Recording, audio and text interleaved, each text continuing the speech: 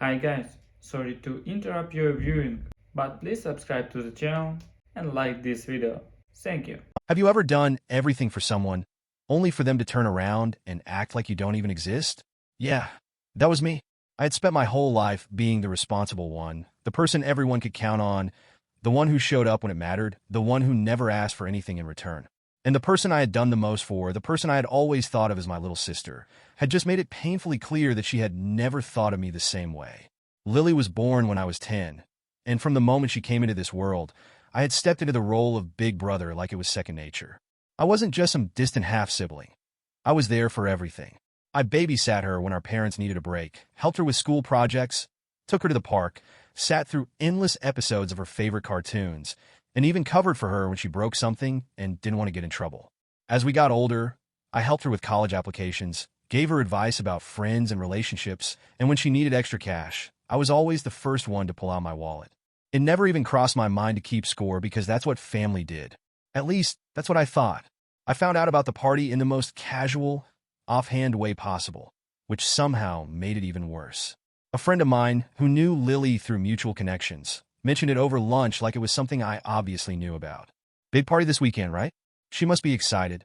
He was scrolling through his phone, distracted, completely unaware that his words had just sent a wave of confusion through me.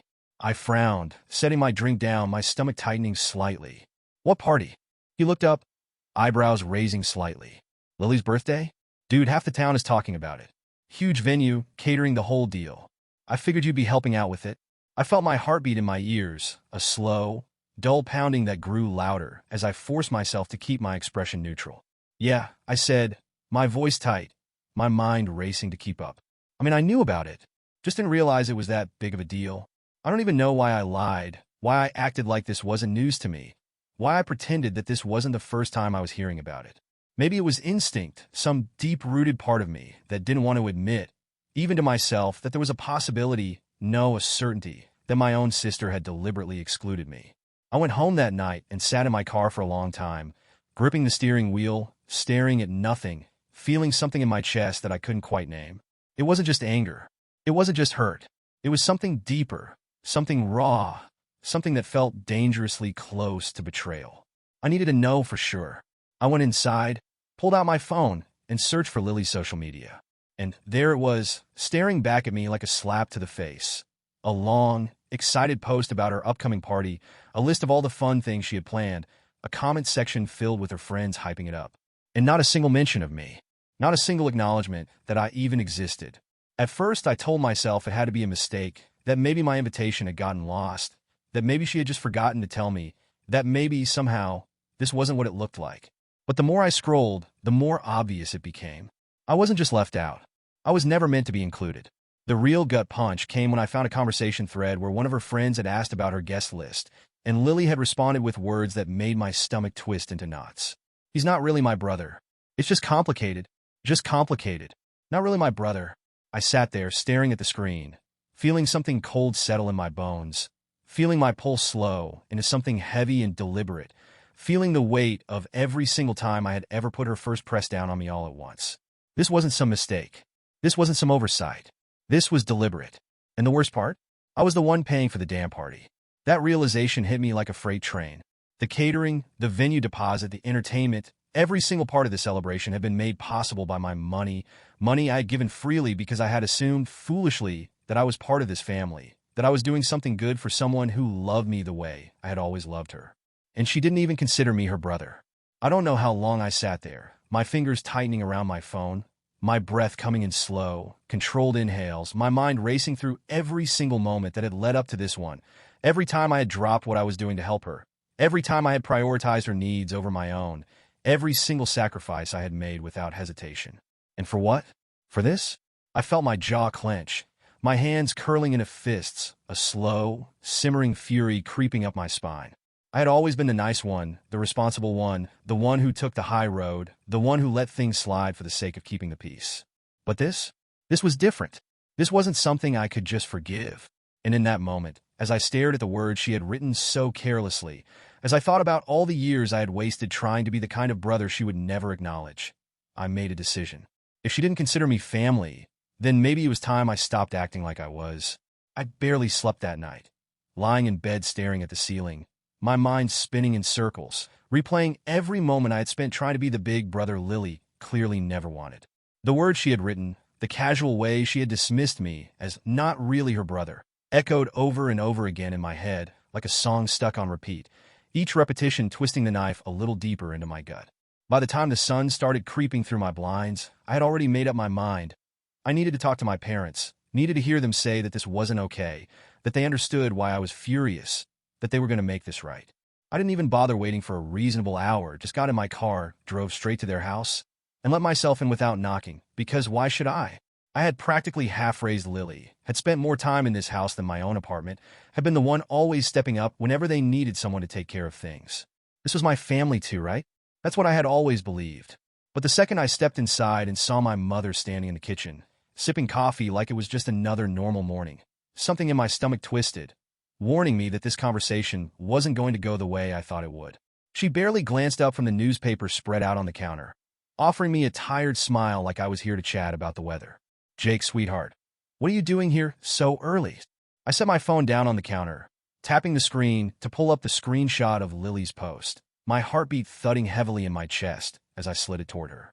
"Did you know about this?" I asked, my voice tight, the effort to stay calm already making my hands shake. She frowned, tilting the phone slightly, her eyes scanning the words Lily had so carelessly thrown out for the world to see. For a brief second, I thought I saw something flicker across her face, surprise, maybe even guilt. But then she let out a small sigh, setting the phone down like it was nothing more than an inconvenience. "Oh, Jake, don't take it so personally," she said, shaking her head. "You know how teenagers are." She probably didn't mean it like that. I felt my jaw tighten, my nails digging into the palm of my hand as I forced myself to breathe through the anger rising in my chest. "Didn't mean it?"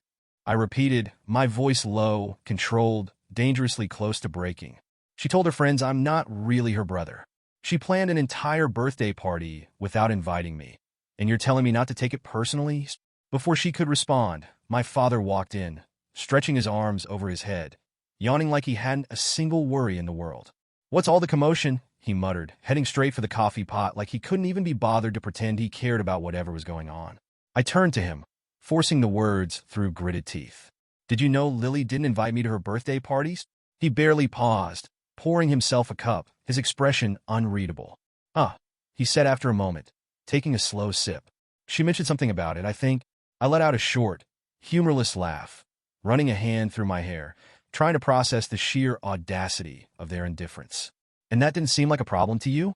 I asked, feeling something crack inside me, something that had held strong for years but was finally reaching its breaking point.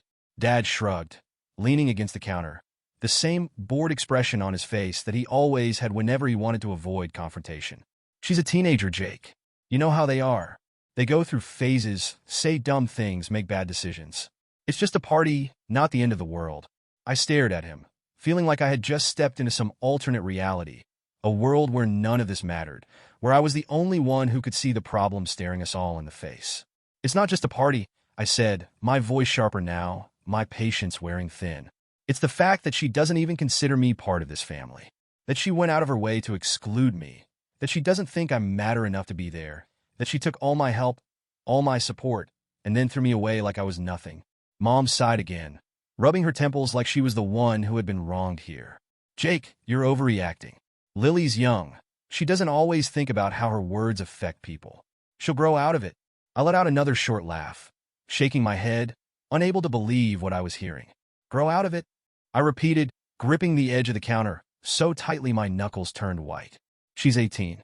She's not a kid anymore." She knew exactly what she was saying.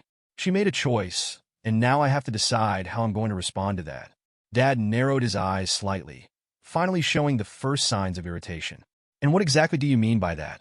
I pushed away from the counter, grabbing my phone, my blood boiling as I turned to face them both. "I mean that I was the one paying for this damn party," I said, watching as their faces shifted, as realization finally started to sink in. "The catering? The venue? The entertainment? All of it? That was me. My money. And I just found out I'm not even welcome there." Mom's face paled slightly, her lips parting as if to say something, but I didn't give her the chance. "So you tell me," I continued, my voice steady now, ice cold with certainty. Why the hell should I keep paying for something I'm not even invited to? Dad straightened up, setting his coffee down with a little more force than necessary. Jake, don't be ridiculous. You can't just pull the funding over something so petty. I raised an eyebrow, tilting my head slightly. Petty? I echoed, my pulse hammering against my skin. You think this is petty? You think it's petty to not want to pay for a party thrown by someone who doesn't even consider me her family? Mom stepped forward then, reaching out like she could physically stop this from happening, like she could smooth it all over with a few gentle words and a pat on the back. Jake, please don't do this, she said, her voice softer now, almost pleading. It's just one party. Don't let it ruin your relationship with her. I took a step back, shaking my head slowly, finally seeing them for who they really were, finally understanding that they were never going to see my side of this, never going to acknowledge the hurt, never going to take my feelings seriously. She made her choice, I said simply, gripping my phone a little tighter. Now I'm making mine. And with that, I walked out the door, leaving them standing in stunned silence. Already pulling up the number for the catering company, already preparing to do something I should have done a long time ago. The moment I stepped out of my parents' house, I knew there was no turning back, knew that whatever happened next would change the way my family saw me forever, knew that once I made this decision, there would be no room for second-guessing, no way to undo it, no way to pretend like things could ever go back to how they were before. But for the first time in my life, I didn't feel the need to play the role of the responsible one, the one who always swallowed his pride, the one who let things go for the sake of keeping the family together. I pulled out my phone before I even reached my car, my fingers moving quickly as I scrolled through my emails, finding the invoices, the confirmations, the ridiculous amounts of money I had thrown into a party I wasn't even invited to. Thousands of dollars gone, spent on catering, decorations, music, everything Lily had wanted to make her 18th birthday some extravagant, over-the-top event. And she had done it all while pretending I didn't even exist, while making sure that I knew just how little I mattered to her. I wasn't going to let that slide. It took less than 10 minutes to cancel everything. One phone call to the catering company, explaining that the event was no longer happening, that I expected a full refund or a credit to my account. Another to the venue, ensuring that the deposit would be withdrawn, that no one would be allowed inside without my authorization. One more to the entertainment, making sure that the DJ, the lights, the decorations, everything Lily had planned to show off to her friends would disappear before she even realized what was happening. By the time I sat in my car, staring at my phone, a strange calm settled over me. The kind of quiet that came after a storm, the kind of peace that followed the realization that there was nothing left to lose. The first missed call came within the hour. Mom! I watched the screen flash with her name, my stomach twisting slightly, my hands tightening around the steering wheel, but I didn't answer. I already knew what she was going to say, already knew that she would be furious, that she would try to guilt me into reversing what I had done, that she would tell me I was being dramatic, being unfair, being cruel to my own sister over something so trivial. The second call came 10 minutes later. Dad. That one made me laugh, the sheer absurdity of it. The fact that the same man who had told me I was overreacting, that I was making too much of a simple party, was now blowing up my phone the second that party was no longer a reality. Then another. Mom again. Then another. A text this time, short and clipped, my father's impatience practically dripping through the screen. Dad, we need to talk. Pick up your damn phone. I didn't. Instead, I watched as the notifications piled up, as my mother's messages shifted from irritation to pleading, as she left voicemails I refused to listen to, as the weight of their anger started pressing against the walls of my silence. And then, finally, the call I had been waiting for. Lily. I stared at the screen for a long moment, my finger hovering over the decline button, my chest tightening, my pulse steady and controlled, my mind already knowing that whatever was about to happen next wouldn't be an apology, wouldn't be her realizing how horribly she had treated me, wouldn't be some heartfelt moment where she finally saw me as her brother. But I answered anyway. The second I put the phone in my ear, she was already screaming, her voice high and sharp, her words slicing through the quiet of my car like a knife, cutting through whatever small part of me had still been holding on to the hope that maybe, just maybe, she would understand. You ruined my birthday, you selfish asshole. I let out a slow breath, pressing my fingers against my temple, forcing myself to stay calm, forcing myself not to react, not to let her anger drag me into something I couldn't control. I ruined your birthday? I repeated, my voice eerily calm, a sharp contrast to the pure rage spilling from her. You mean the birthday party I paid for? The one I wasn't even invited to? The one you deliberately made sure I knew I wasn't welcome at? She scoffed loudly, the sound grating, filled with the entitlement I had spent years ignoring, the privilege my parents had allowed to grow unchecked. Oh my God, get over yourself, Jake. It's my birthday. It's supposed to be about me, not about you and your pathetic feelings. You think I needed you there? You think I wanted you there? I clenched my jaw, gripping the phone a little tighter, letting her words sink in, letting them solidify what I already knew, letting them carve out the last remaining shred of guilt I might have felt for what I had done. You sure needed my money, though, didn't you? I said finally, cutting through her rant, making her go silent for the first time since the call started. You had no problem taking thousands of dollars from me, had no issue spending my money to make sure you had the perfect party. But when it came to inviting me, acknowledging me, you made damn sure everyone knew I wasn't family. There was a pause, a hesitation, a brief moment where I could almost hear her scrambling for a way to twist this, to turn it back around on me, to make herself the victim in a situation she had created. I never asked you to pay for it, she said finally, her voice quieter now, but no less venomous. You did that on your own? If you were going to throw it in my face, maybe you shouldn't have done it in the first place. And that was it. That was the moment.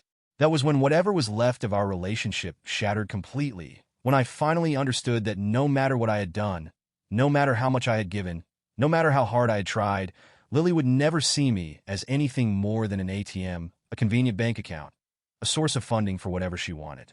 I let out a short, humorless laugh, shaking my head even though she couldn't see me. You're right, I said simply, the weight of the realization settling in my chest like stone. I never should have done it in the first place, and with that I hung up. The phone started ringing again almost immediately, but this time I didn't answer. Instead, I sat there, staring at the missed calls, the unread messages, the notifications piling up faster than I could clear them, feeling something I hadn't expected. Relief. Because for the first time in my life, I had done something for myself. And I wasn't sorry. Hanging up on Lily should have felt like the final moment, the last word in a fight that had been building for years, the point where I finally shut the door on everything I had been forced to swallow for so long. But as I sat there, my phone still vibrating with incoming calls, my mind racing with the sheer audacity of what had just happened, another thought surfaced, one that made my anger surge all over again, one that reminded me just how much I had let them take from me without a second thought.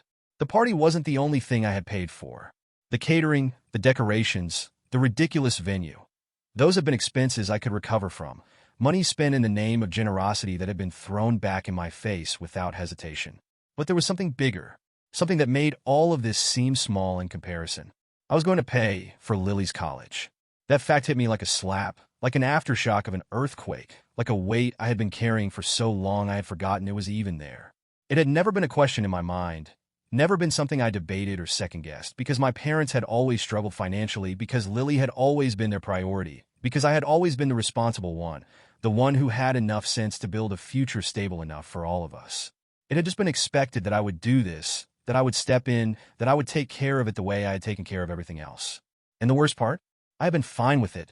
I had been ready to hand over tens of thousands of dollars without hesitation, without resentment, without ever expecting anything in return except maybe, just maybe, a little bit of appreciation.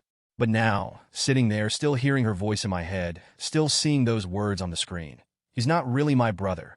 It became painfully, brutally clear that I had been a fool. She didn't see me as family. So why the hell was I still acting like hers? My hands moved before my mind fully caught up, my fingers tapping at my banking app, my heartbeat steady now, no longer fueled by rage, but something colder, something sharper, something that felt dangerously close to clarity. I found the account, the one I had been slowly filling for years, the one I had earmarked for her tuition, the one that had taken countless overtime shifts, countless sacrifices, countless years of putting myself last to build into something big enough to cover whatever she needed. And with a few clicks, it was gone. Not gone exactly, just moved, transferred into an investment account in my name, a place where it would sit untouched until I decided what to do with it, a place where it could finally be mine instead of being siphoned away for someone who would never appreciate it, someone who had never once thought about what it had taken to save it in the first place. I sat back, exhaling slowly, feeling something inside me shift, something that felt dangerously close to satisfaction, something that whispered, "This is what it feels like to put yourself first." Then, without overthinking it, without letting guilt creep in where it didn't belong, I pulled up my messages, found the family group chat, and typed out a single sentence. "Figure out her tuition yourselves." Then I put my phone down and waited. It didn't take long. First, my mother. A call, then another, then a voicemail that I didn't bother listening to, then a text that came through with so much desperation, I could almost hear the panic in her voice just from reading the words. Mom, Jake, please don't do this. We can talk about it. Just call me back. Then another. Mom, I know you're upset, but this isn't fair. You can't punish her like this over a misunderstanding. I laughed at that one, the sound dry and humorless, because misunderstanding didn't even begin to cover what had happened, because this wasn't some petty sibling argument, because this wasn't about one bad decision. This was years in the making, years of being the one who gave everything without hesitation, years of being the one who had been treated like an afterthought whenever it suited them. And then came Dad's response. Short, angry, dismissive. Dad, you're being ridiculous. You made a commitment. Grow up. I let out a slow breath, shaking my head slightly, because of course that was his reaction. Of course he couldn't see this for what it really was. Of course he wasn't capable of understanding that this wasn't about money anymore. It was about respect. It was about the fact that I had never been given a choice in any of this, that I had always just been expected to be there, to step up, to sacrifice, without ever being asked if I wanted to. And then finally Lily, but she didn't call. She didn't text. She didn't say anything at all. And that silence, that complete and total absence of a response, was somehow worse than all the screaming, all the guilt-tripping, all the desperate attempts to make me feel like the bad guy. Because it proved exactly what I already knew. She didn't care. She had never cared. I sat there for a long time, staring at my phone, watching the notifications slow down, watching the messages go from anger to pleading to something almost resigned. And for the first time in my life, I didn't feel obligated to fix it. I didn't feel guilty. I didn't feel like I was making a mistake. I felt free. The messages kept coming one after another, like they thought if they just repeated the same tired arguments enough times, I would suddenly change my mind, suddenly forget the years of being taken for granted, suddenly erase the memory of Lily looking at me like I was nothing, like I had never meant a damn thing to her.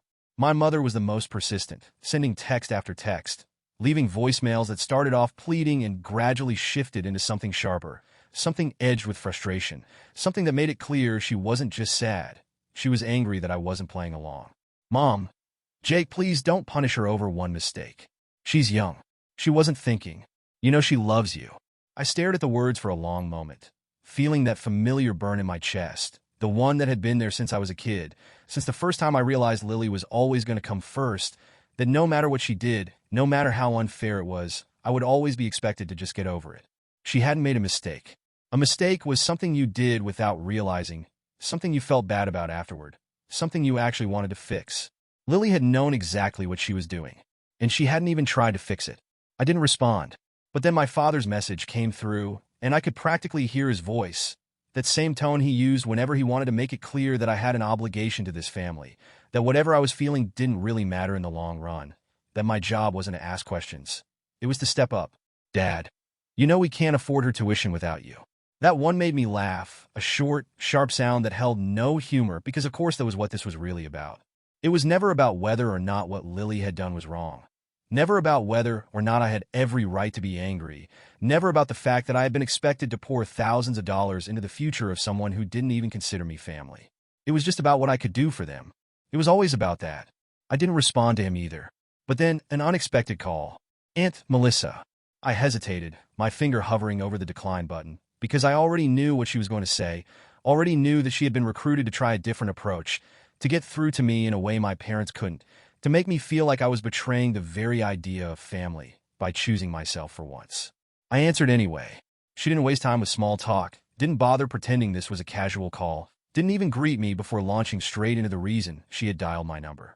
Jake, honey, I heard what happened, and I just want to say that I understand why you're upset. She started, her voice soft, careful, the way people talk to someone who's on the verge of making a terrible mistake. But sweetheart, family is supposed to forgive each other. Holding on to anger like this, it's not good for you. You'll regret it one day. I leaned back against my couch, staring at the ceiling, letting her words sink in, letting myself really think about them, really weigh the meaning behind them. Family is supposed to forgive each other. I had heard that phrase so many times in my life that it had practically lost all meaning, had been spoon-fed that same sentiment every time Lily had done something cruel, every time she had dismissed me, every time she had gotten her way at my expense. I had spent years forgiving because it was easier, because I had been told it was the right thing to do, because I had been raised to believe that keeping the peace was more important than standing up for myself. And where had that gotten me? I took a slow breath, closing my eyes for a brief second before finally speaking, my voice steady, unshaken, absolute in a way I hadn't expected it to be. Lily made it clear I'm not her family, I said, each word slow, deliberate, final. So why the hell should I pay for hers? There was silence on the other end, a pause long enough that I knew I had caught her off guard, that I had said something she hadn't been expecting, that I had finally spoken the truth in a way that couldn't be ignored. Jake, she said finally, her voice softer now, less rehearsed, more uncertain. You know, she didn't mean that. She's young. She was trying to impress her friends. People say things they don't mean all the time. I let out a short, humorless laugh, shaking my head even though she couldn't see me. Then why hasn't she apologized? I asked, cutting straight through the excuse, refusing to let it sit there like it meant something. Why hasn't she reached out? Why hasn't she even tried to fix this? Another silence. Because she had no answer. Because we both knew the truth. Because Lily didn't care. And finally, after a long moment, she let out a sigh. Something heavy, something tired, something that told me she knew, deep down, that there was no coming back from this. I just don't want you to regret this, sweetheart, she said finally, her voice carrying the weight of an ending she wasn't ready to accept. I exhaled slowly, my grip on my phone loosening, my shoulders relaxing for the first time in days. I think if I let them keep using me, I'll regret that a hell of a lot more, I said simply, feeling something in my chest settle, something that told me, for once, I was finally making the right decision. She didn't argue. She didn't push. She just sighed again and said, "Take care of yourself, Jake." And then the call ended.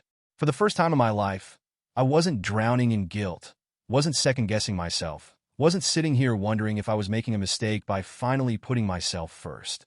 Because I knew, without a doubt, that I wasn't. I had thought I was done being angry, thought I had already burned through every ounce of rage I had left, thought that after all the missed calls, all the guilt trips, all the desperate attempts to pull me back into their mess, there was nothing left in me to feel. But I was wrong, because the moment my phone rang that night, and I saw an unfamiliar number flashing across the screen, I had no idea that within minutes, I would be gripping the edge of my kitchen counter, so tightly my knuckles would turn white, my entire body shaking with a fury, so sharp it nearly knocked the breath out of me. At first, I almost didn't answer, assuming it was just another attempt from my mother or father using a different number, another way to try and manipulate me into changing my mind. But something in me hesitated, some strange instinct telling me to pick up, to listen, to hear whatever this person had to say before I decided whether or not to hang up. So I pressed the button, brought the phone to my ear, and before I could even get a word out, a nervous voice on the other end spoke first. "Hey, is this Jake?" I frowned, immediately wary, the voice unfamiliar, young, uncertain, like whoever was calling wasn't sure if they should even be doing this. "Yeah," I said cautiously, my shoulders already tensing. "Who is this?" The girl hesitated for a second, then let out a breath like she had been holding it in. "You don't know me," she admitted, her words rushed, like she was afraid I was about to hang up. "But I'm Lily's friend." Or that was all it took for my entire body to go rigid, for my pulse to spike, for every muscle in my jaw to tighten, so hard it almost hurt. "Okay," I said slowly, forcing myself to stay calm, forcing myself to not assume the worst just yet. "And why exactly are you calling me?" She swallowed audibly, and when she spoke again, her voice was quieter, almost guilty. I just wanted to say that I'm sorry," she said, the words coming out in a rush, like she needed to get them out before she lost the courage to say them. I had no idea what was really going on. I didn't know the whole story. I didn't know she cut herself off abruptly, like she was struggling to find the right words, like she was trying to figure out how to say something that she knew was going to make everything worse. I gripped the counter harder, inhaling through my nose, already feeling that familiar burn in my chest, already preparing myself for whatever truth was about to hit me square in the face. "What didn't you know?" I asked, my voice sharp now, leaving no room for hesitation. Another silence, a long, heavy pause that stretched between us, thick with something ugly, something that made my stomach twist with the certainty that whatever she was about to say, I wasn't going to like it. And then finally she spoke. "I didn't know she'd been lying about you for years," she admitted, her voice barely above a whisper. "I didn't know she told everyone you weren't really her brother. I didn't know she told people you were just some guy her mom's ex used to take care of. Like you weren't even part of the family at all. I swear to God, for a second, I actually saw red. I had thought I had already reached my breaking point. Thought there was nothing left Lily could do that would shock me. Thought I had already learned the worst of it. But this wasn't just disrespect.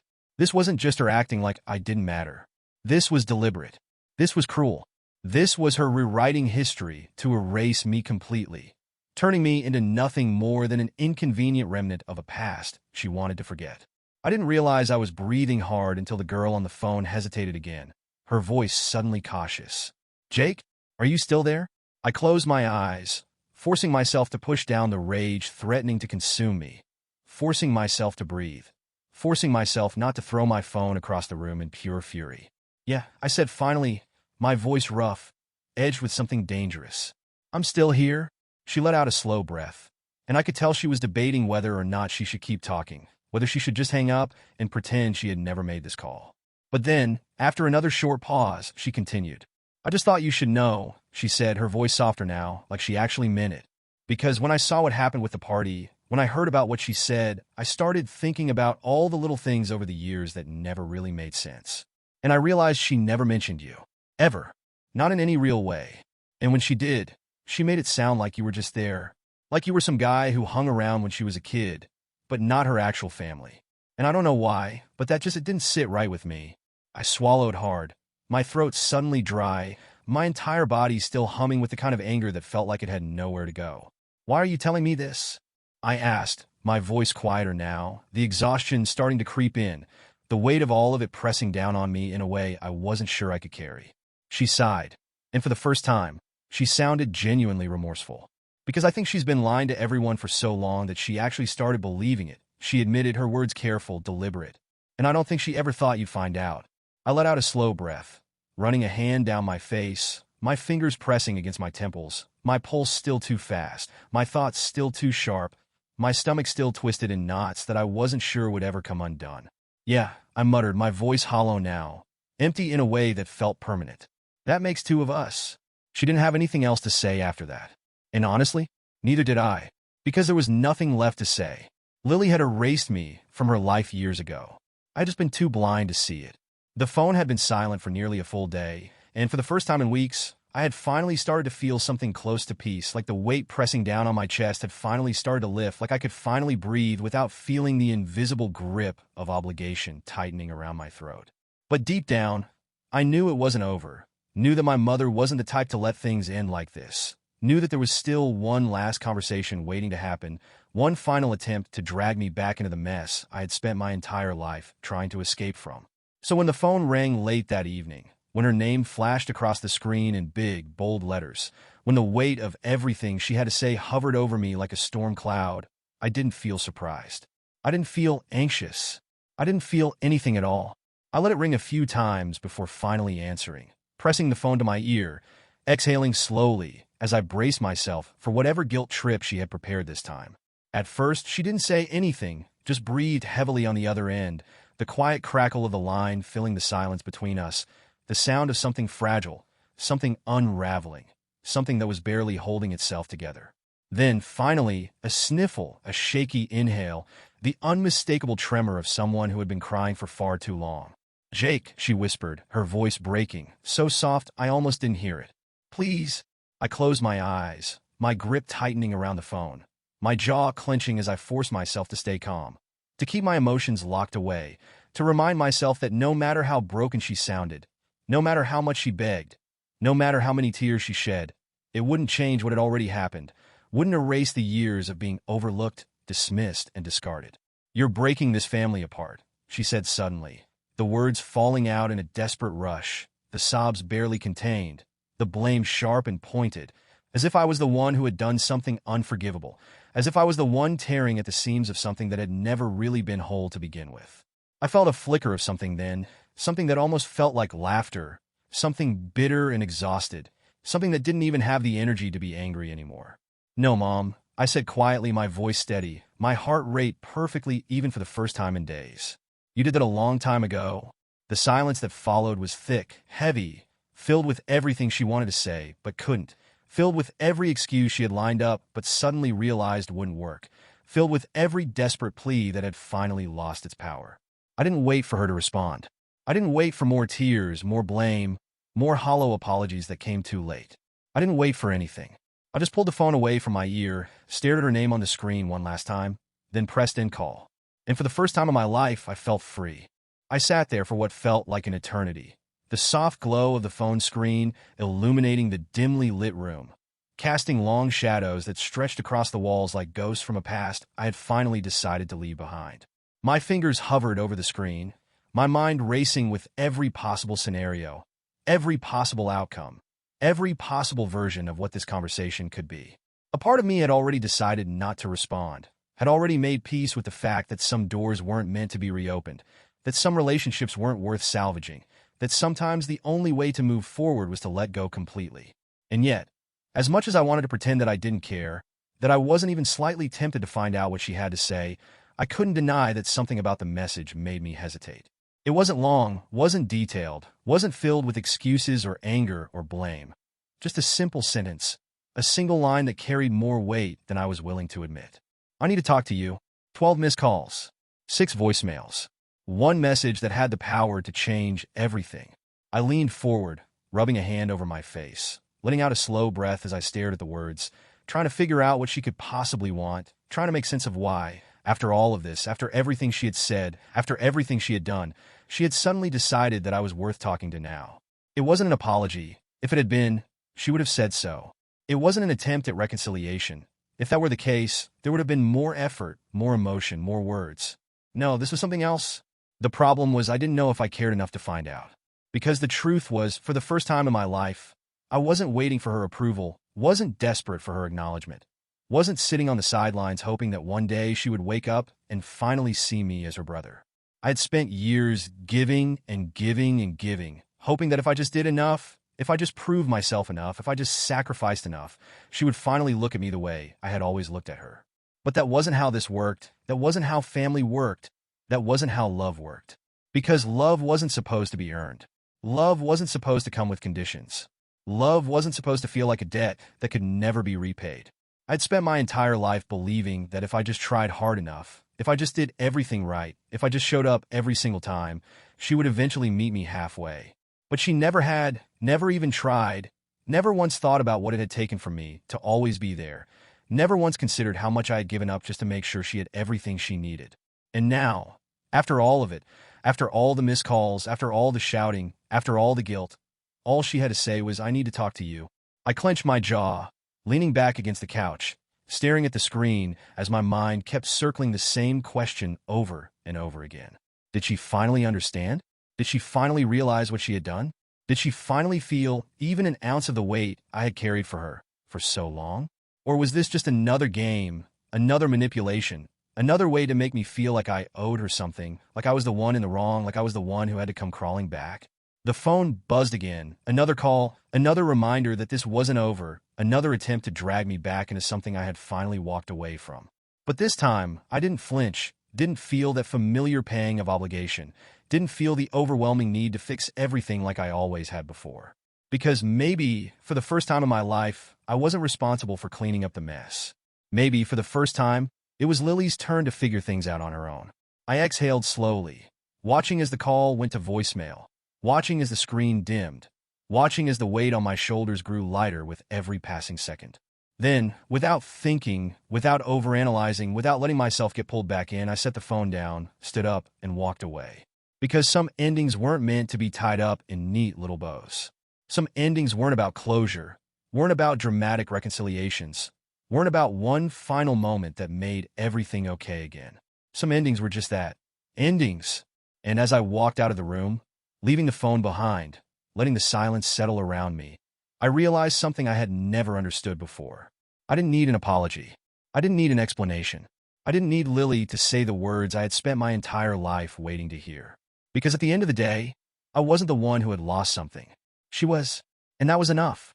The phone sat there, the screen still glowing, the message still unanswered, waiting for me to make a choice. And then, the screen fades to black.